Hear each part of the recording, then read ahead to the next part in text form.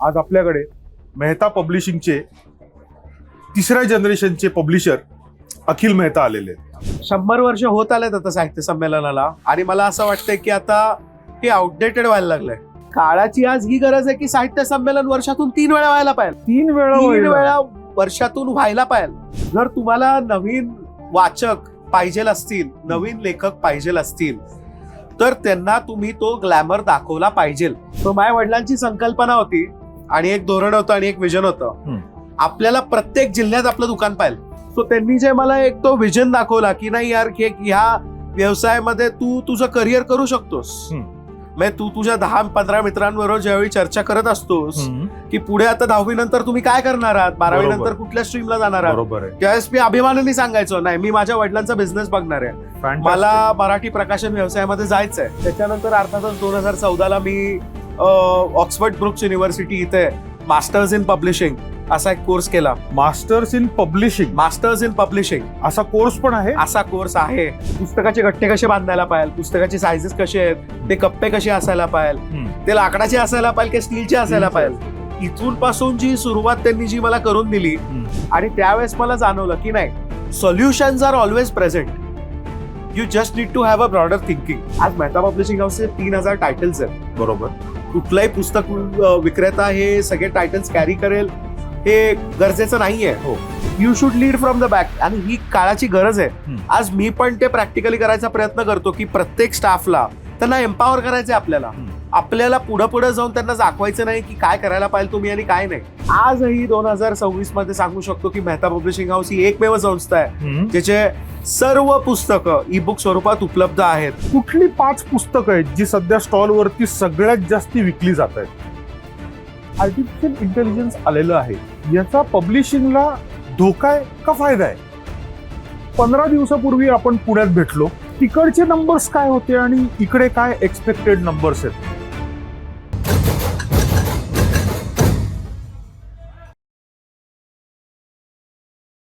पुस्तकं म्हटलं की आपल्या डोळ्यासमोर काय येतं? एक, पुस्तक लिहिणारा लेखक. दुसरा, पुस्तक वाचणारा वाचक. पण तुम्हाला माहिती आहे का, लेखकाचं स्वप्न वाचकांपर्यंत पोहोचवणारा एक मुख्य घटक म्हणजे प्रकाशक. अनफॉर्च्युनेटली कुठल्याही पुस्तक प्रदर्शनात आपण गेलो तर तरुण प्रकाशक आपल्याला दिसत नाही. पण आज आपल्या पुस्तक आणि बरंच काही या पॉडकास्टमध्ये असाच एक तरुण प्रकाशक मित्र आपल्याकडे आलेला आहे आणि आपण त्याच्याबरोबर आज भरपूर गप्पा मारणार आहोत वेगवेगळ्या विषयावरती.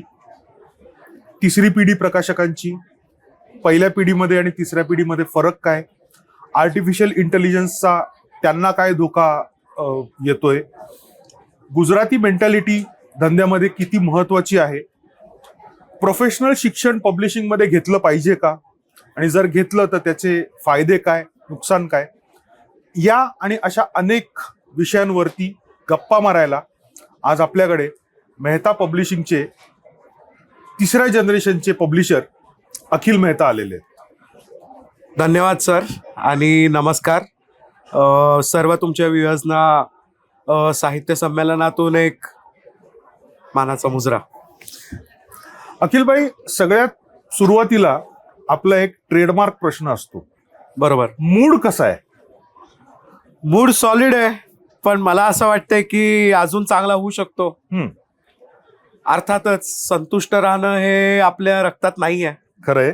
आणि मला असं वाटतं की साहित्य संमेलनात आल्यानंतर मूड चांगलाच असतो, पण मूड आणखी काय चांगला होऊ शकतो हे तर सातत्याने बॅक ऑफ द माइंड ते चालूच असतं. बरोबर.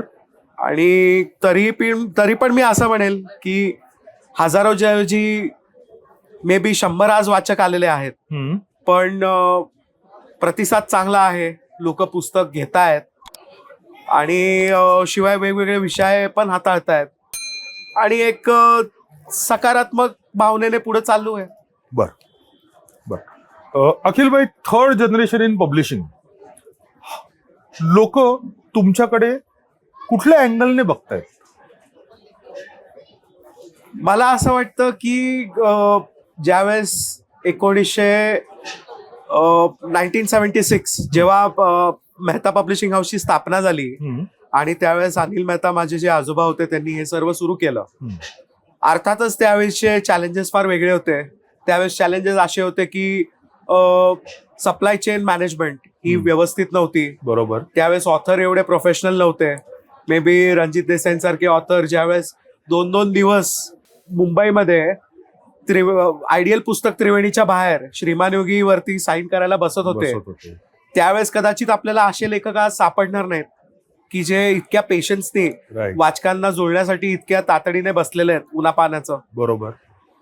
त्याच्यानंतर माझ्या वडिलांची जनरेशन होती आणि माझ्या वडिलांनी धडाक्याने काम केलेलं आहे. ट्रू. त्यांनी आर्थिक घड्याच बदलून टाकल्या की कसा हा व्यवसाय चालतो. बरोबर. जेव्हा 6-6 महिने आणि 8-8 महिने लोक पुस्तकं घेऊन बसायची ऑनसेलवर आणि जेव्हा क्रेडिट पैसे मागायची वेळ येते ते इयर एंडचे आपल्याला उत्तरं मिळत होती, त्यावेळेस त्यांनी हा सगळं कॅशवरती आणला व्यवहार, कॅश अँड कॅरीवरती. बरोबर. ह्याचं कारण की जर तुम्हाला व्यवसाय वाढवायचा असेल तर हातात पैसा पाहिजे. त्याशिवाय तुम्ही नवीन पुस्तकाची राईट्स नाही घेऊ शकत, तुम्ही नवीन उड्या नाही मारू शकत. जे त्यांनी आज 2010 साली ई बुक्स ज्यावेळी आले त्यावेळेस आजही 2026 मध्ये सांगू शकतो की मेहता पब्लिशिंग हाऊस ही एकमेव संस्था आहे ज्याचे सर्व पुस्तकं ई बुक स्वरूपात उपलब्ध आहेत. सर्व म्हणजे सर्व. फॅन्टॅस्टिक.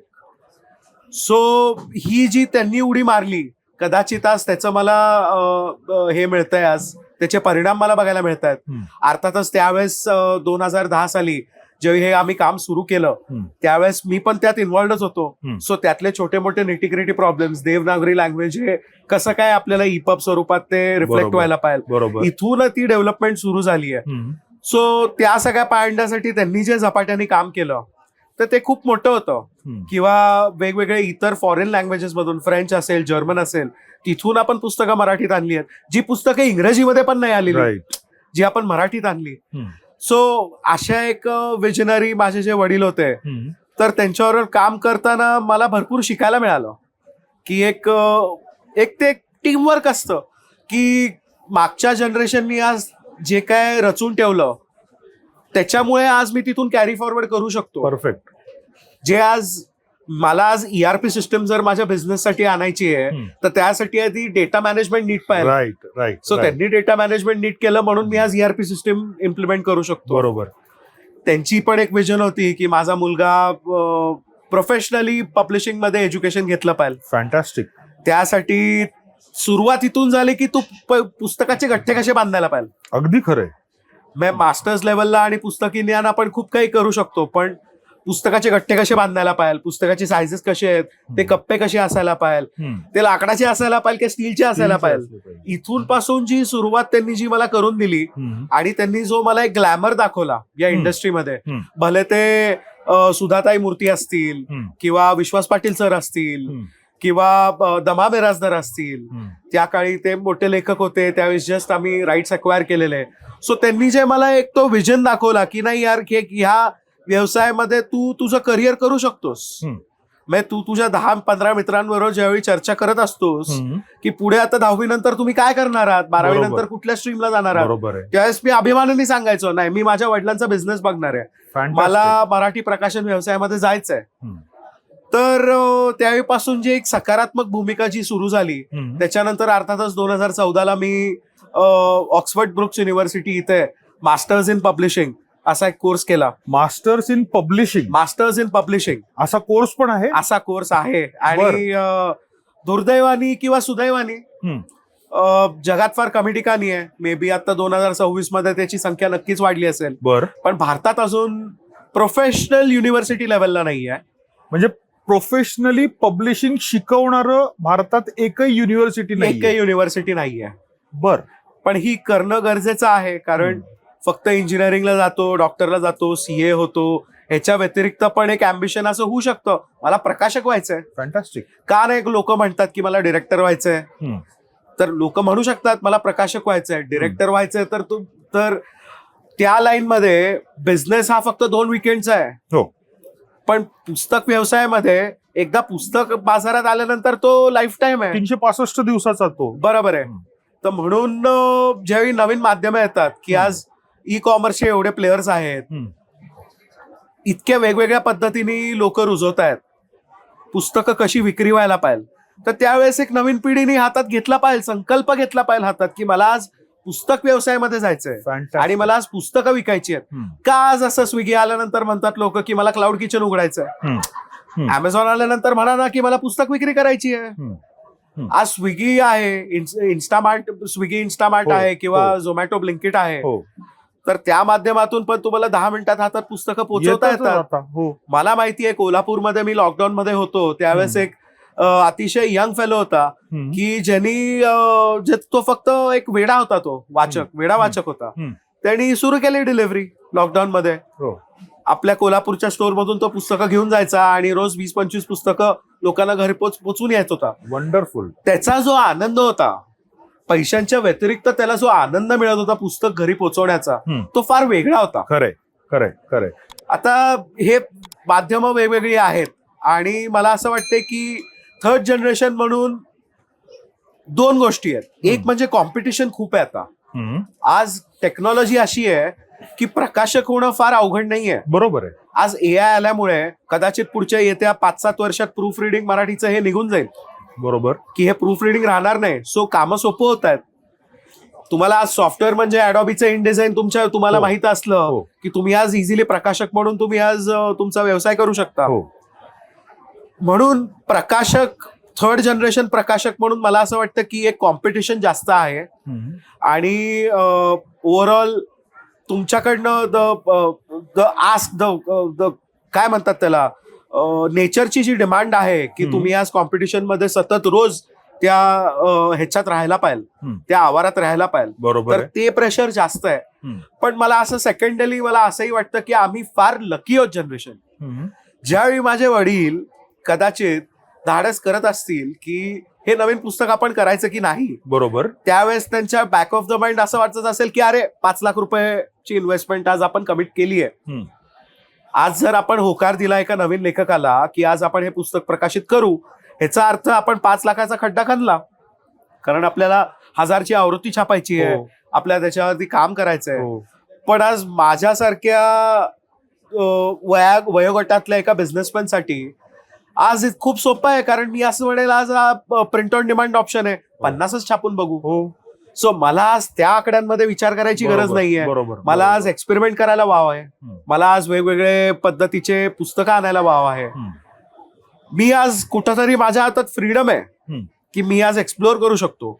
म्हणून मला असं वाटतं आमची भयंकर लकी जनरेशन आहे की आम्हाला हे माध्यम मिळालेत आणि ह्याचा आम्ही लाभ घेऊ शकतो. बर अखिल भाई, आज आम्ही तुम्हाला बघतोय, you are somewhere around 40s.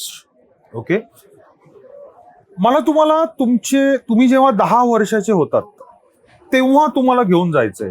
तुम्ही दुकानात गेला असाल, वडिलांनी तुम्हाला शिकवलं असेल. एक दिवस सांगा आम्हाला की तुम्ही 10 वर्षाचे आहात, दुकानात गेलायत, काय काय शिकलात, काय काय केलं. आज जाताना अखिल आणि बाहेर येतानाचा अखिल ह्याच्यात काय फरक जाणवत होता तुम्हाला? 10 वर्षाचे होतात त्यावेळेस विचारतोय मी. त्यावेळेस मला असं वाटतं की आमचा त्यावेळी 1 BHK फ्लॅट होता. त्यावेळेस त्या 1 BHK फ्लॅटमध्ये सर्व ऑफिस चालत होतं. सो त्यावेळेस असे चॅलेंजेस होते की पॅकिंग मशीन नवीन घेणं हे माझ्या वडिलांसाठी पण मोठी उडी होती, ती इन्व्हेस्टमेंट करणं. ज्यावेळेस मी तिथे आज जात होतो, ज्या पद्धतीने पुस्तकं रचवली जायची, ज्या पद्धतीने पुस्तकं हाताळली जायची, मला असं वाटायचं हे किती कष्टाचं काम आहे. बर, आणि हे किती अवघड जाऊ शकतं आपल्याला करायचं झालं तर.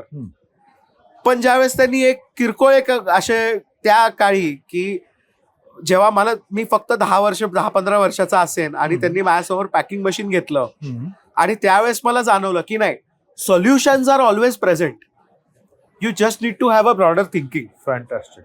हे जे ते लर्निंग मला त्यावेळेस कळालं, एका फक्त पॅकिंग मशीन त्यांनी घेऊन, त्यावेळेस मला कळालं की नाही बाबा, आपण विचारपूर्वक जर 4 गोष्टी केल्या तर सोल्युशन्स मिळतात. घाबरायची गरज नाहीये. बरोबर आहे. हे कसं होईल, हे कसं होईल, नॉट नेसेसरीली. सोल्युशन मेकर म्हणून आपल्याला काम केलं पाहिजे तर नक्की आपण तिथे गाठूयात सोल्युशन. अखिल भाई, एखादा नवीन मुलगा तुमच्याकडे येतो आणि तुम्हाला विचारतो की मला पब्लिशिंग मध्ये करिअर करायचंय, काय 5 टिप्स द्याल त्याला?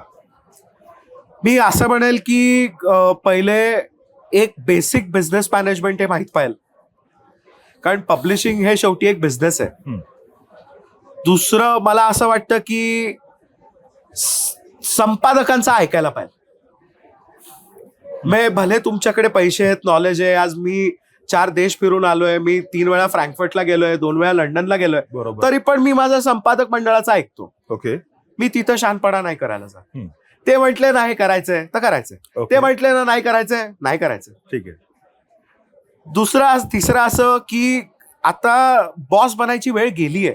हा काळ नाही आता बॉस बनायचा. हा आता टीमवर्कचा काळ आहे. बरोबर. आत्ताच आपण एक रिसेंटली पब्लिश केलं पुस्तक रविकांत सरांचं, जे टाटा मोटर्सचे हेड होते, ज्यांनी जगॉर आणि ज्यावेळी लँड रोव्हरचं ऍक्विजिशन झालं त्यावेळी त्यांनी मेजर पार्ट प्ले केला. ओके. त्यांचं ऑटोमोबाईलची काही घेणं देणं नव्हतं. बरोबर. तर त्यांनी एक लेसन दिला त्या पुस्तकामध्ये पण आणि कार्यक्रमात सांगितलं की lead from the back. Yes, you should lead from the back. आणि ही काळाची गरज आहे. आज मी पण ते प्रॅक्टिकली करायचा प्रयत्न करतो की प्रत्येक स्टाफला त्यांना एम्पॉवर करायचंय. आपल्याला पुढे जाऊन त्यांना दाखवायचं नाही की काय करायला पाहिजे तुम्ही आणि काय नाही. आणि प्रत्येक गोष्ट आपल्याला करायची नाहीये. तुम्ही मागे राहा, तुम्ही हळूहळू लीड करा आणि मागून लीड करा. स्टाफला फोरफ्रंट वरती ठेवा. बरोबर. तुमच्या टीमला फोरफ्रंट वरती ठेवा. जर तुम्ही त्यांना संधी दिली तर त्यांच्याकडनं भरपूर क्रिएटिव्ह आयडियाज येतील. सो म्हणून टीमवर्क हा अतिशय इम्पॉर्टंट पैलू आहे पब्लिशिंग मध्ये. असंही वाटतं की एक स्पष्टपणे नवीन प्रकाशकाला हे ठामपणे डोक्यात ठेवलं पाहिजे, मानधन हे वेळेवर दिलंच पाहिजे. आज आपण प्रकाशक लोक, आम्ही सर्वजण हे लेखकांच्या जीवावरच आहोत. बरोबर. लेखकांना टोप्या लावणं हे गैर आहे, हा गुन्हा आहे. तुरुंगात टाकायला पाहिजे. कारण लेखक त्याचे स्वकष्टाने घाम गाळून दिवस रात्र जागून बरोबर कुठून तरी आयडियाज गोळा करून तो उतरवतो आणि त्याच्यावरती तो वर्षानुवर्ष संस्कार करतो. आणि ज्यावेळेस आपण ते विकतो त्याची कृतज्ञता आपल्याला असायलाच पाहिजे. बरोबर. म्हणून इयर एंडला रॉयल्टी स्टेटमेंट्स, त्यांचं मानधन हे वेळेवर गेलं पाहिजे. आणि अजून एक असा मुद्दा मला असं वाटतं की तुम्ही टीम बरोबर राहा. म्हणजे असे काही प्रकाशक आमच्या फील्डमध्ये आहेत की टीमला भेटून त्यांना 15 दिवस झाले, किंवा भरपूर असं तुम्ही बघाल की साहित्य संमेलनात एवढे सगळे स्टॉल्स आहेत पण मालक लोक नाही आहेत. असं नाही व्हायला पाहिजे. मी बघतोय काही ठिकाणी. नाही, असं नाही व्हायला पाहिजे. धूळ माती आहे ना, तुमची स्टाफ धूळ मातीत आहे ना, तुम्ही पण धूळ मातीत पाहिजे. स्टाफ 12 वाजता जेवणार आहे ना, तुम्ही पण 12 वाजता जेवलं पाहिजे. कारण आपण 365 दिवस सगळे एकत्रच असतो. बरोबर. तर मग हे 4 दिवस आपण का मागे राहायचं? आपण पण त्याच घटकेचे पार्ट आहोत. म्हणून आय थिंक हे असे काही गोष्टी आहेत जे आम्ही स्वतःला प्रयत्न करत असतो की इथपर्यंत जायचा. सो मला असं वाटतंय की हे एक सिंपल गोष्टी आहेत की एक नवीन प्रकाशक नक्कीच याच्याबद्दल विचार करू शकतो. नक्कीच. मला थोडं ना नवीन टेक्नॉलॉजीकडे यायचंय, AI कडे यायचंय. AI सगळीकडे आहे. हो. तुम्ही मान्य करा अथवा अमान्य करा, हो. आज कोणीही AI शिवाय जगू शकत नाही. बरोबर आहे. आली आहे तीच परिस्थिती. तुम्ही चॅट जीपीटी वापरत नाही म्हणालात तरी तुम्ही चॅट जीपीटी वापरताय डायरेक्टली किंवा इनडायरेक्टली. तर हे जे आर्टिफिशियल इंटेलिजन्स आलेलं आहे याचा पब्लिशिंगला धोका आहे का फायदा आहे? प्रत्येक नवीन टेक्नॉलॉजीचा 2 पैलू कायमच असतात. ज्यावेळेस ई बुक्स आले त्यावेळेस चर्चा होती की फिजिकल पुस्तकं संपून जातील. ज्यावेळेस टेलिव्हिजन आला त्यावेळी म्हटलं की न्यूजपेपर संपून जातील. परफेक्ट आहे एकदम. पण आजही न्यूजपेपर आहे, टेलिव्हिजन आहे, आजही ई बुक्स आहेत आणि प्रिंटेड बुक्स आहेत. हो. तसंच AI आलं म्हणून लेखक कमी होणार आहेत असंही नाहीये. लेखक वाढणारच आहेत. पण त्याच्याबरोबर एक समजून घेतलं पाहिजे की AI आपण काय माध्यमांनी आणि कसा वापर करतोय. ऍज अ बिझनेसमॅन म्हणून मला AIचा भरपूर उपयोग आहे आणि मी तो बी करणार. जसं की प्रूफ रिडिंगसाठी पुढच्या येत्या काळात उपयोग होणार आहे. बरोबर. क्रिएटिव्ह करायला AIचा माध्यमाचा उपयोग होणार आहे. पण पुस्तक लिहायला करायला पाहिजे का उपयोग? ट्रान्सलेशन करायला पाहिजे का उपयोग? तर अजिबात नाही. बरोबर. तुम्ही हेल्प घ्या, तुम्ही ग्रॅमॅटिकल मिस्टेक्स त्यातून इम्प्रूव्ह करा, पण सर्वसाधारण अख्खे चॅप्टर तिथं टाकणं आणि ते ट्रान्सलेट करून घेणं आणि ते तुम्ही इथं येऊन पुस्तक प्रकाशित छापणं हे चुकीचं आहे. मग हे ऍब्सोल्युटली याचा मला असं वाटतं हा विरोध आहे. कारण हे सगळं करून तुम्ही त्या लोकांकडनं पैसे घेताय. बरोबर. तुम्ही वाचकांचा धोका करताय. तुम्ही वाचकांना सांगताय की आम्ही हे पुस्तक प्रकाशित केलं, वेराज ते सगळं एआयचं आहे. बरोबर बरोबर. आणि मग तुम्ही त्यांच्याकडनं पैसे कशाचे घेताय. म्हणून एआयचा धोका आहे, पण त्याचे फायदेही आहेत. आणि मला असं वाटतंय की सगळंच सांभाळून ते स्वीकारलं पाहिजे. त्याच्या अवतीभवती चर्चा करून आणि त्याला निगेटिव्हिटीमध्ये ढकलून चालणार नाहीये. कारण ते जर ढकललं तर संपलं, आपण मागे पडलो. बरोबर बरोबर बरोबर. अखिलभाई, आपण साहित्य संमेलनाकडे येऊया. आता आपण 99व्या अखिल भारतीय मराठी साहित्य संमेलन सातारामध्ये बसलेलो आहोत. तुम्ही प्रत्येक साहित्य संमेलन बघितलेले?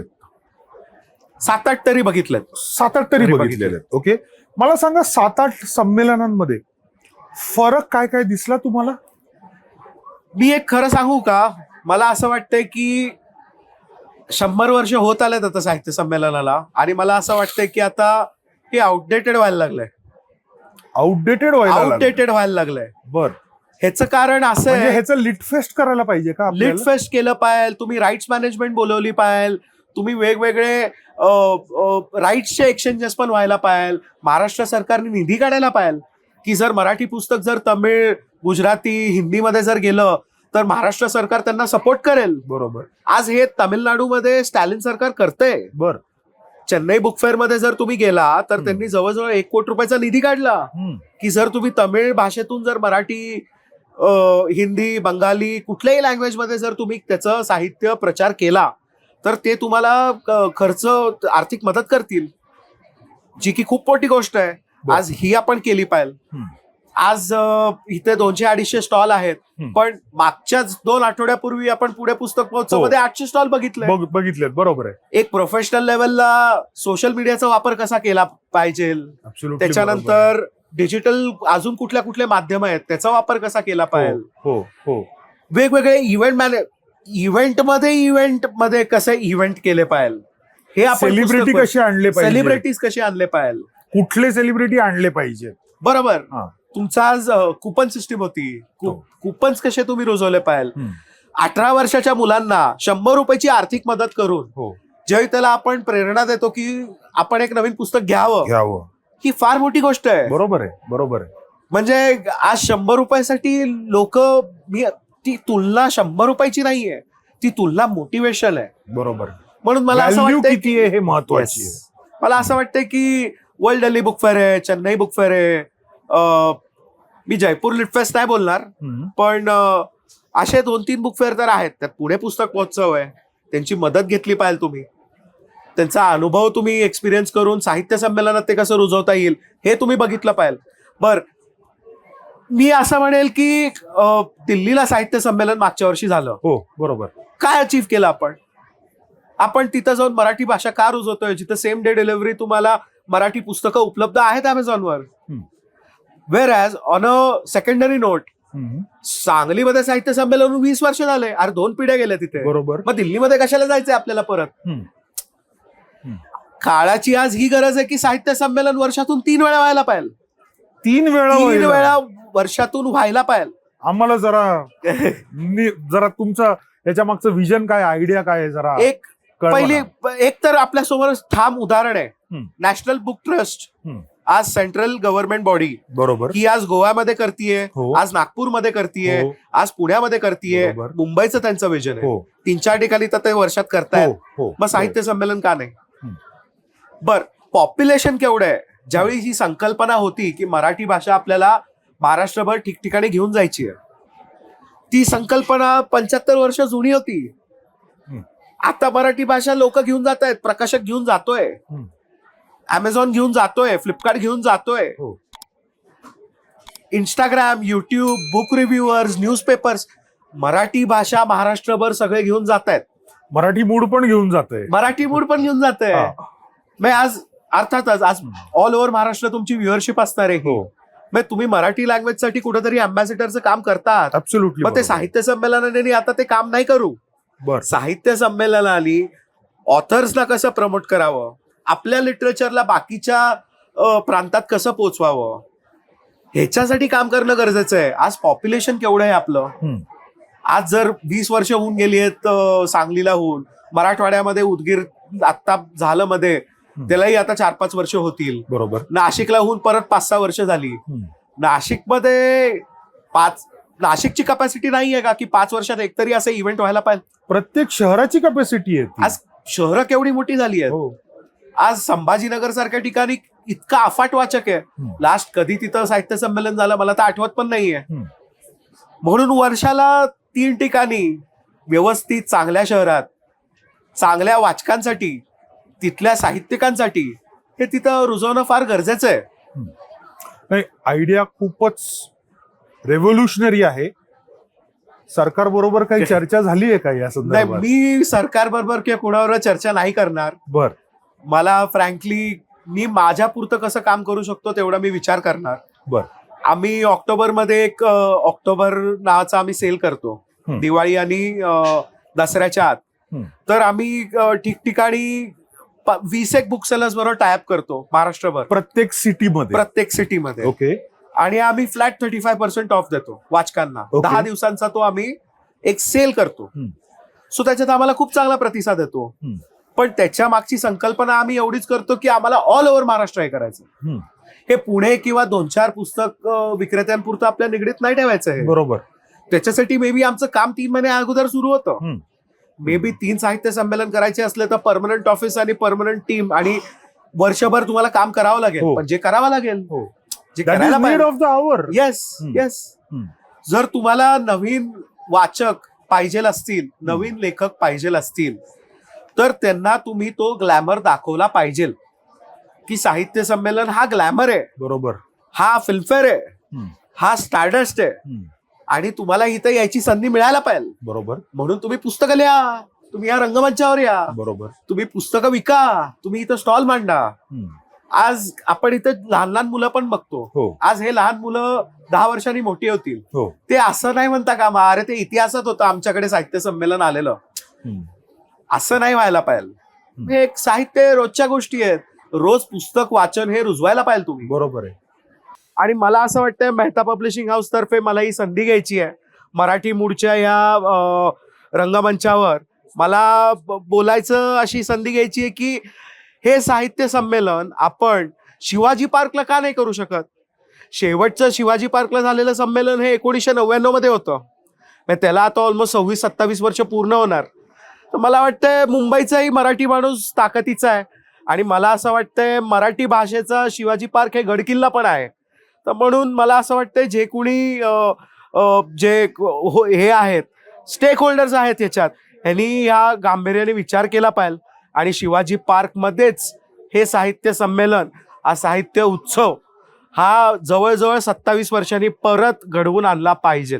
पण मग मेहता पब्लिशिंग हाऊस नवीन वाचक घडवण्यासाठी काय करतंय आत्ताच्या परिस्थितीत? आम्ही प्रत्येक वेळेस प्रयत्न करत असतो की कुठल्या ना कुठल्या तरी ऍडव्हर्टायझिंगच्या माध्यमातून ते पुस्तकं लोकांपर्यंत किमान अवेअरनेस होऊ दे. भले ते पेपर ऍडव्हर्टाइजमेंट्स असतील, सोशल मीडिया असेल, इन्फ्लुएन्सर मार्केटिंग असेल किंवा बुक रिव्ह्यूइंग असेल, अशा पद्धतीने करत असतो. आणि शेवटी असे एक्झिबिशन्सच आम्हाला हे आहेत, बॅकबोन्स आहेत की जिथे आम्ही प्रत्येक आमचं पुस्तक आम्ही लोकांना दाखवू शकतो. आज मेहता पब्लिशिंग हाऊसचे 3000 टायटल्स आहेत. बरोबर. कुठलाही पुस्तक विक्रेता हे सगळे टायटल्स कॅरी करेल हे गरजेचं नाहीये. तेवढी बँडविड्थ प्रत्येकाची नसते. बरोबर. म्हणून असेच आम्हाला पोडियम्स आणि स्टेजेस पाहिजे की जेणेकरून कमी जाणारे पुस्तकं, लोअर रेकग्नाइज्ड ऑथर्स, तेही पुस्तकं आज लोकांसमोर येतात. जे लोकांना पुस्तकं समोर दिसतात त्यावेळी ते चाळतात. त्यावेळी ते घेण्याची प्रक्रिया एक टप्पा स्टेप पुढे वाढला. ज्यावेळी आपण पुस्तक घेतो हातात, that's the first step towards getting towards buying that book. मग आपण उलट ब्लर वाचतो. ते हातात पाहिजे, समोर पाहिजे, तरच ते होणार. बरोबर. बरोबर. तुम्ही कितीही प्रयत्न केला Amazon वरती छान छान क्रिएटिव्ह करून आणि हे लिस्टिंग करून किंवा तुमच्या वेबसाईटच्या माध्यमातून तुम्ही लोकांपर्यंत दाखवून, पुस्तक हे फिजिकली हातात गेलं पाहिजे. आताही म्हणजे मला जर विचारलं तर मी अमेझॉनवर पुस्तक नाही ऑर्डर करणार. मी 2 किलोमीटर 5 किलोमीटर कुठेतरी जाईन, बुक स्टोअर मध्ये जाईन, ते पुस्तक फील करीन. बरोबर. म्हणजे माझी 11-12 वर्षाची मुलगी आहे. माझ्याकडे जेव्हा पुस्तकं येतात तेव्हा ती काय करते माहितीये का अखिल भाई? She smells the ink. आणि नशा आहे ती, नशा. She is a publish author too at the age of 12. But हे मी का सांगतोय? कारण तो जो फील आहे तो महत्वाचा आहे. नक्कीच. म्हणजे पुस्तक हे फिजिकली तुम्हाला अपील जेवढं करतं तेवढं बाकी काहीच नाही करू शकत. त्याचे रंग असतात, त्याचा वास असतो, त्याची मांडणी असते. बरोबर. कुठंतरी एक ते मोटिवेट करतं की आपण हे पुस्तक घ्यायला पाहिजे, आपल्या कपाटात हे असलं पाहिजे. हो. म्हणून मला असं वाटतं की पुस्तक प्रदर्शनं ही फार मोठी माध्यम आहेत वाचकांपर्यंत पोचायला. त्याच्याहून मोठं माध्यम कुठलंच नाहीये. आणि त्याशिवाय ई बुक्स आहे, ऑडिओ बुक्स आहे, ते सर्व होत राहील. पण ते एक प्रकाशकाला फक्त एक ऍडिशनल ऑपॉर्च्युनिटी आहे. कशालाही काही रिप्लेस नाही करत आहे. फिजिकल पुस्तकात एवढीच जाणार आहेत. जे ई बुकचा वाचक आहे तो कदाचित नव्याने तयार झालाय. बरोबर. आज असं नाहीये की बाबा फिजिकल पुस्तक आता मी ढवळून फक्त ई बुक्सच वाचतो. नाही, असं होत नाही. मध्यंतरी भरपूर हे जे किंडल होतं त्यावेळेस तुम्ही जर एक फिजिकल पुस्तक अमेझॉनवरनं मागवलं तर ते फ्री ऑफ कॉस्ट तुम्हाला किंडल देत होते की जेणेकरून तुम्ही ट्रॅव्हल करत असाल तर किंडल वाचा, घरी असाल तर फिजिकल पुस्तक वाचा. सो हँड इन हँड हे सर्व चालत राहणार. आणि मला असं वाटतंय की एक प्लॅटफॉर्मच असे असतात की जिथे ऑथर्स, रीडर्स आणि पब्लिशर्स हे तिघही एकत्र येतात. ऑसम. 15 दिवसापूर्वी आपण पुण्यात भेटलो.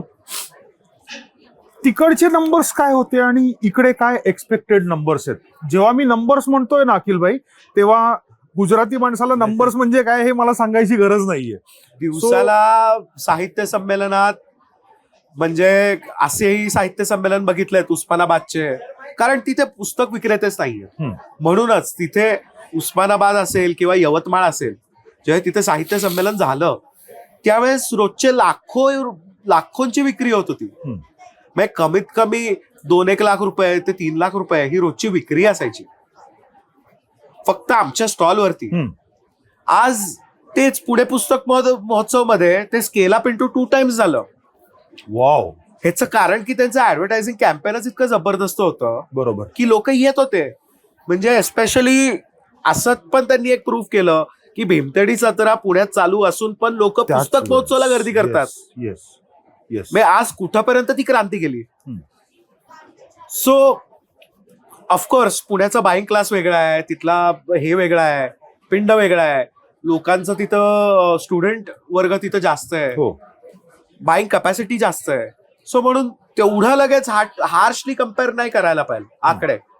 पण साहित्य संमेलनात ज्यावेळी आपण येतो त्यावेळी बेअर मिनिमम तेवढे आपला सेल व्हायला पाहिजे, कारण तेवढा फुटफॉल व्हायला पाहिजे तरच तो सेल होणार. बरोबर. पुस्तकांच्या प्राइसेस वाढले म्हणून सेल होणं त्याला काय अर्थ नाही, ते थोडं ते इन्फ्लेशन फक्त तुम्ही मॅच केलं. पण तुम्ही ऍक्च्युली फुटफॉल आणि number of units, number of books sold in the quantity ते राईज वरच पाहिजे. आणि तुम्ही लोकांना आव्हानं केली पाहिजे इथे यायला. आपलं वाय ऑन वाय काय आहे? इयर ऑन इयर आपलं काय आहे? ग्रोथच आहे. आणि आपले नवीन पुस्तकही ऑलमोस्ट 100 येत असतात एव्हरी इयर. त्याच्यामुळे नवीन पुस्तकांनाही मागणी असते. भरपूर अशा लायब्ररीज आहेत जे आता आधीची सगळी पुस्तकं आहेत त्यांच्याकडे, मग त्यांना तुम्हाला व्हॅल्यू ऍडिशन एव्हरी इयर काहीतरी द्यायला पाहिजे. बरोबर. म्हणून ती ग्रोथ दिसतीये.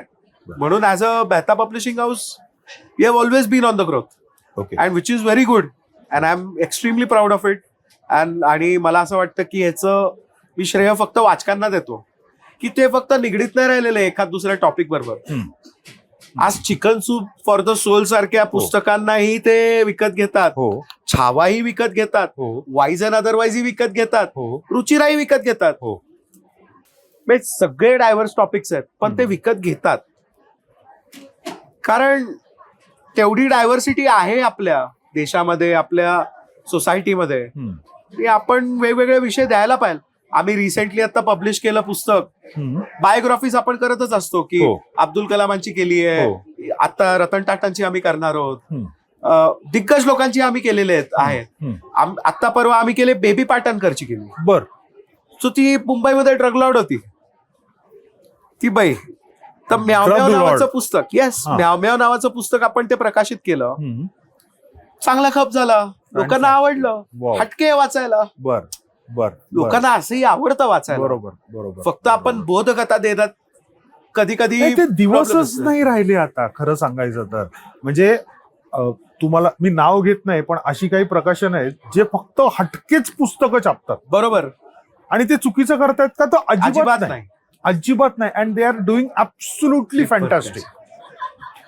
मला एक प्रश्न अखिलभाई विचारायचा आहे की तुमच्याकडे एक नवीन मुलगा येतो आणि तुम्हाला म्हणतो की अखिलभाई, I want to be a bookseller, मला पुस्तकं विकायची आहेत. तुम्ही काय मदत कराल त्याला? मी एवढीच मदत करेल की अवेलेबिलिटी ऑफ स्टॉक. बर, ह्यात कसे कसे पैलू असतात की लोकांना ऑनसेल लागतात पुस्तकं, आम्ही तुम्हाला 6 महिन्यांनी हिशोब देतो, आम्हाला क्रेडिट द्या. हे 2 मेजर फॅक्टर्स असतात. बर, ऑनसेल तर आता देऊ नाही शकत कारण आपला पीओडी वरती आहे. आपला 80% ऑफ द कॅटलॉग आपण प्रिंट ऑन डिमांड वरती होतो. बर. 50च्या क्वांटिटीमध्ये आम्ही काही स्टॉक अक्षरशः ठेवतो. बर. मग तो आम्ही प्रिंट करून कुठेतरी इतर ठिकाणी ठेवायला आपण तो करणार नाही. एक. दुसरं क्रेडिट आहे. क्रेडिट द्यायला पाहिजे, मी हे मान्य करतो, पण ते बँकेने द्यायला पाहिजे का आम्ही द्यायला पाहिजे? बर. आता अशी गोष्ट आहे की तुम्ही 4 क्लिक्स मध्ये पर्सनल लोन सँक्शन करू शकता. हो क्रेडिट कार्ड तुम्हाला सर्रास वाटतायत, हो. I am ready to accept. Card मशीननी पेमेंट तुम्ही करा, तुमच्याकडे क्रेडिट कार्ड आहे, मी पॉस मशीननी ऍक्सेप्ट करतो पेमेंट, माझं काम झालं. तुम्ही 45 दिवसांनी बँकेला सेटल करा. माध्यमं आहेत जी मदत करायची, जी माध्यमं होती एका नवीन पुस्तक विक्रेत्यासाठी जी अडचणी येऊ शकतात, त्यासाठी अक्षरशः माध्यमं आता रेडी आहेत. बर. समोर आहेत, सर्व्ड आहेत. फक्त Silver आपण plate मध्ये. वापरतोय काय आणि कशी याच्यावरती सगळं आपण अवलंबून वापरतोय काय, आपली इच्छाशक्ती काय आहे आणि आपण कसं त्यात ते केलं पाहिजे. आज भरपूर यंग डायनामिक बुक सेलर्स माझ्याकडे कमीत कमी पुण्यात 1-2 लोक आहेत. बर. यंगस्टर्स आहेत. मी त्यांना सांगितलं तुम्ही क्रेडिट कसे कार्ड काम करा. करतात, कसे काम करतात ते? म्हणजे सेल्स कसे करतात ते? सेल्स अक्षरशः अतिशय फॅन्टॅस्टिक करतात. खूप छान सेल्स चालू असतात. काय स्ट्रॅटेजी आहे त्यांची? ऑनलाईन स्ट्रॅटेजी आहे, फेसबुक, इंस्टाग्राम. ओके.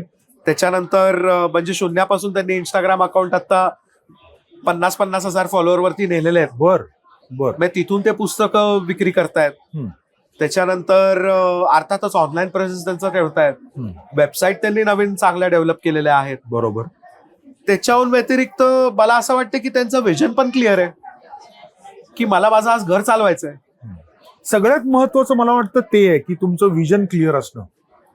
विजन तर क्लिअर पाहिजे सर. विजन जर क्लिअर असेल तर मला असं वाटतं की मग तुम्हाला ते सगळं जुळत जातं. तुम्हाला नेचरच मदत करायला लागतं. बरोबर आहे, बरोबर आहे, बरोबर आहे. पण जर आपल्यालाच माहित नाही आपण काय करणार आहोत आणि उगाच माझी फक्त भावना महाराजांपुरती आहे आणि मला फक्त महाराजांचीच पुस्तकं विकायची आहेत, हेच जर आपण करून ठेवलं तर मग नाही होणार. तुम्हाला प्रत्येक माणसाला केटर करायचंय. बरोबर. तुम्हाला प्रत्येक वाचकांसमोर जायचंय.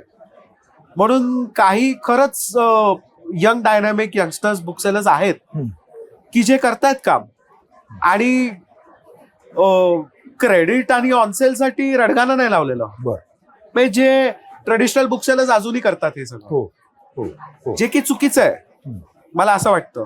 मे बी ते 20 वर्षापूर्वी बरोबर होतं, आता तर ते साफ चुकीचं आहे. तुम्ही पुढे गेलेला आहात पण अनफॉर्च्युनेटली ते पुढे आलेले नाहीयेत तुमच्या बरोबर, असं म्हणायला हरकत नाही आपल्याला. असं म्हणायलाच पाहिजे. बर. तुम्ही मगाशी ना टीमवर्क वरती फार एम्फसाइज केलं. हो. आपली टीम कितीची आहे आणि तुम्ही टीम मध्ये कुठे बसता? इकडे बसता, इकडे बसता, इकडे बसता. तुमचं स्टेटस काय आहे त्या टीम मध्ये? माझी खुर्ची ही फक्त समोरचे जे लोक मला भेटायला येतात त्यांच्यापुरतच मर्यादित आहे. बर. बाकी मी ऑफिसमध्ये सगळीकडे असतो. बर. तर आमची टीम जवळजवळ 50+ आहे आता आम्ही रिसेंटली आता कोल्हापूरला नवीन शोरूमही सुरू करतोय. बर तर त्या शोरूम मध्ये परत मी नवीन स्टाफ पण हायर केला. बर. सो माझ्या वडिलांची संकल्पना होती आणि एक धोरण होतं आणि एक विजन होतं. आपल्याला प्रत्येक जिल्ह्यात आपलं दुकान पाहिजे. अतिशय उत्कृष्ट कल्पना आहे. सो पहिलं पाऊल टाकलंय मी. आपलंच आधीपासून शहर होतं कोल्हापूर, हो जिथं मेहता पब्लिशिंग हाऊसची गुडविल पण आहे. बरोबर. तर तिथे एक नवीन स्वरूपात शोरूम, जिथं टॉय स्टेशनरी पण नाही मिळणार, फक्त आणि फक्त मराठी पुस्तकं, असं आपण मस्त. तिथं सुरू केलेलं आहे. आणि इथून पुढे अजून प्रयत्न करू की अजून पुढे प्रत्येक जिल्ह्यात नाही, किमान 20% जिल्ह्यात तरी महाराष्ट्राच्या पोहोचू आपण. बरोबर बरोबर बरोबर. म्हणून मला असं वाटतं की जोपर्यंत आपण लोकांबरोबर काम नाही करणार, त्यांच्या अडचणी नाही समजून घेणार, त्यांचे निटिक्रिटीज नाही समजून घेणार, तोपर्यंत पुढे नाही जाता येणार. आपली केबिन ही आपल्यासाठी नसते, ही येणाऱ्या लोकांना मान देण्यासाठी असते. बरोबर. की त्यांना प्रमुखाशी भेटायचं असतं, त्यावेळेस त्यांना व्यवस्थित चांगले सेटिंग अरेंजमेंट मध्ये प्रमुख सारखा दिसला पाहिजे, म्हणून त्याच्यापुरतं मी वापर करतो. इतर वेळेस मी माझ्या प्रोडक्शन स्टाफच्या मधोमध बसलेला असतो, सेल्स टीमच्या मध्ये जाऊन बसलेला असतो. बरोबर आहे बरोबर आहे. कुणी सुट्टीवर असतं तर पुस्तकं रॅक मधून काढून आपल्याला काढायची आहेत ऑर्डर. आपल्याकडे एक क्लिअर प्रिन्सिपल आहे, रोजच्या ज्या बुक सेलर्सच्या ऑर्डर येतात त्या दिवशी कंप्लीट झाल्याशिवाय कुणी घरी जायचं नाही. बर बर बर. कारण त्यातले अर्जंट किती आहेत माहित नाही. So let's treat everything urgent. Everything is urgent. बर बर बर. म्हणून प्रत्येक दिवसाला ती ऑर्डर फुलफिल व्हायला पाहिजे. आणि त्यासाठी सेल्स टीम पण आमची खूप अशक्य कामं करत असते. प्रोडक्शन टीम पण तेवढ्याच ताकदीने काम करत असते. आज एवढे back to back book fair झालेत. नागपूर पुस्तक महोत्सव झाला, 10 दिवसांनी पुणे पुस्तक महोत्सव झाला, 10 दिवसांनी त्याच्यानंतर साहित्य संमेलन झालं, याच्यानंतर सकाळचं परत संभाजीनगरला एक्झिबिशन आहे, तिथून मग गोव्याला परत आहे एनबीडीचं. सो एवढ्या बॅक टू बॅक ह्याच्यात पुस्तकं ज्या संख्येने संपतात, ज्या संख्येने प्रिंटिंगला सोडायला लागतात, प्रिंटिंग वरून येऊन परत आपल्या कप्प्यात लावायला लागतात, ह्यात प्रोडक्शन ते सेल्स या सगळ्यांचं समीकरण पाहिजे. बरोबर आहे. आणि कुठंतरी माझं काम असं आहे की ती चेन मी बांधणार आहे. सो ती मी स्वतःसाठी जबाबदारी ओढून घेतली आणि त्या चेन मध्ये मी कसं काम केलं पाहिजे, त्या चेनला ग्रेसिंग कसं केलं पाहिजे, त्या चेनला कुठे टाईट बोल्ट कुठे केले पाहिजे, कुणी काय कुणाचे प्रॉब्लेम्स असतात. आणि प्रॉब्लेम्स असतात लोकांचे, समजून घेणं गरजेचं आहे. बरोबर आहे. तर लोकांचे प्रॉब्लेम समजून घेत त्याचे सोल्युशन काढून कसं पुढे जाता येईल, असं चालू असतंय आमचे. रोज काही ना काहीतरी प्रयत्न करत असतो. फॅन्टॅस्टिक. म्हणजे मस्त मजा येते गप्पा मारायला, पण वेळेचं थोडं बंधन आहे, त्यामुळे आज आपण आवर्ते घेऊया. माझा शेवटचा एक प्रश्न आहे, कुठली 5 पुस्तकं आहेत जी सध्या स्टॉलवरती सगळ्यात जास्त विकली जात आहेत? ऑपरेशन सिंदूर एक आता आम्ही नवीन केलंय. सुदर्शन हसबने सर, जे रिटायर्ड लेफ्टनंट जनरल होते, त्यांचा आहे. त्याच्यानंतर सुधा मूर्तींचं नवीन केलेलं द सर्कल ऑफ लाईफ, तेही सुंदर जात आहे. त्याच्यानंतर एक रिसेंटली आम्ही पब्लिश केलंय पुस्तक, वंश हे नावाचं, वृक्ष संगिनी. बर. तर वुमन हू क्लाइम्ब ट्रीज नावाचं इंग्लिश पुस्तक आहे. तर नेपाळ मधल्या 3 पिढ्यांची कथा आहे ती. बर. तर तेही चांगलं त्याला प्रतिसाद आहे. त्याच्याहून व्यतिरिक्त एव्हरग्रीन बेस्टसेलर्स असतातच, छावा मृत्युंजय, युगंधर, श्रीमान योगी स्वामी, बरोबर, ती जातच असतात. त्याच्यानंतर अजून हटके टॉपिकवर असं कुठलं आहे की जे जात आहे, ते म्याव म्याव, ज्याचा मी उल्लेख केला, त्याचीही चांगली डिमांड आहे. सेल्फ हेल्प मध्ये लिडिंग फ्रॉम द बॅक आहे रविकांतचा, त्यांचा मी उल्लेख केला, त्याची चांगली डिमांड आहे. त्याच्यानंतर रिसेंटली आम्ही कुटवड सरांची जे सकाळमध्ये जे लेख येत होते, तर त्याचं आपण संकलन केलेलं. तर ते विनोदी पुस्तकं आजकाल बघायला नाही मिळत, म्हणून त्याची एक चांगली क्रेज आहे की लोक विचारतायत ती. सो बरं वाटतंय की वेगवेगळ्या विषयांची पुस्तकं टॉप मध्ये आहेत. बर. आणि अर्थातच क्लासिक्स, वपू काळे, शंकर पाटील, झोंबी चांगलं जातं अजूनही, आनंद यादव सरांचं. सो मजा येते. शिवाय आसमान बरारी, जेत की विश्वास पाटील सरांचे प्रत्येक पुस्तकच बेस्ट सेलिंग असतात, तर आसमान बरारीलाही आता आसमान बरारी मारली आता. म्हणून ज्या पद्धतीने डिमांड आहे, आणि ते स्वतः संमेलन अध्यक्ष असल्यामुळे लोकांना त्यांच्याबद्दल जो आदर आणि प्रेम देत आहेत, ते आम्हाला असं वाटतं ते पुस्तक विक्रेतून पण आम्हाला दिसून येतं. आणि मला एक प्रेक्षकांना एक सांगावं असं वाटतं की मेहता पब्लिशिंगचा स्टॉल मोठाच्या मोठा स्टॉल तर साहित्य संमेलनात आहेच, पण त्यांनी एक वेगळा कॉर्नर तयार केलाय, वेगळा स्टॉल आहे जिथे फक्त या संमेलनाचे अध्यक्ष विश्वास पाटील यांची पुस्तकं अवेलेबल आहेत. आम्हाला असं वाटलं ती ब्रँडिंग ऍक्टिव्हिटी आहे एका लेखकाची. सो हे अतिशय टिपिकल बिझनेस वेने मी एक्सप्लेन करतो की एक त्यांची स्पेस आहे, की त्यांची एक लेखक म्हणून स्पेस आहे, बरोबर, या संमेलनात त्यांची एक स्पेस आहे, तर आपण ती स्पेस केली पाहिजे. अतिशय युनिक आयडिया आहे. आणि जसं मी मगाशी म्हणालो ना, रिव्होल्युशनरी आयडियाज मला तुमच्याकडनं ऐकायला मिळत आहेत, बघायला मिळत आहेत, तशीच ही एक आयडिया आहे. थँक्यू. अखिलभाई, आलात, वेळ दिलात, खूप खूप मजा आली गप्पा मारायला. आज थोडं इथेच थांबूया. आणि सगळ्यात महत्वाचं, तुम्ही एवढे बोलत आहात, तुम्हाला तहान लागली असेल तर आमचे ऍड प्लस हे आमचे बेवरेज पार्टनर्स आहेत, बर, तर त्यांचं पाणी इथे आहे, नक्की. ही पहिली गोष्ट. आणि पॉडकास्टचा शेवट ना आपण तोंड गोड करून करतो. येस. सो मला असं वाटतंय की साताऱ्याचे- मराठी मूडनी ही जी संकल्पना केली आहे आणि ही जी एक आयडिया आहे ही आउट ऑफ द बॉक्स आहे. ही मला नाही वाटत कुठल्या साहित्य संमेलनात होती की एक आपण पॉडकास्ट स्पेस तयार करूयात, एक अशी जागा करूयात जिथे लोकांना बोलायचं वाव आहे, जिथं लोकांना त्यांची एक त्यांचं मत ठेवता येईल. आणि मला वाटतं हे ब्रिलियंट आहे. So hats off to Marathi mood आणि त्यांच्या या नवीन संकल्पनेबद्दल. आणि मला असं वाटतं 100व अखिल भारतीय साहित्य संमेलन हे 3 ठिकाणी व्हावं आणि तुम्ही 3 ठिकाणी असावात अशी माझी Certainly. इच्छा आहे. आणि Certainly. बघूयात नक्कीच कसं होतंय. नक्कीच नक्कीच. थँक्यू. आणि तोंड गोड करायचंय, तोंड गोड करायला साताऱ्याचे सुप्रसिद्ध मोदी Yes, sir. कंदी पेढे आहेत. बर. येस. नवीन पिढी धंद्यामध्ये आली की काय करू शकते, तो कुठलाही धंदा असू दे, हे आज आपण पब्लिशिंग धंद्याच्या अनुषंगाने बघितलं. आयडियाज किती रेव्होल्युशनरी असू शकतात. हे भगतसिंगांनी जे केलं तेच कुठेतरी आमचा अखिल करतोय का? मला तरी थोड्याफार प्रमाणात तसंच वाटतं. नवीन पिढीनी पब्लिशिंगमध्ये यावं, नवीन पिढीनी लेखक व्हावं, प्रकाशक व्हावं. याच नोटवरती आज इथे थांबूया. आज इथेच. जय हिंद, जय महाराष्ट्र.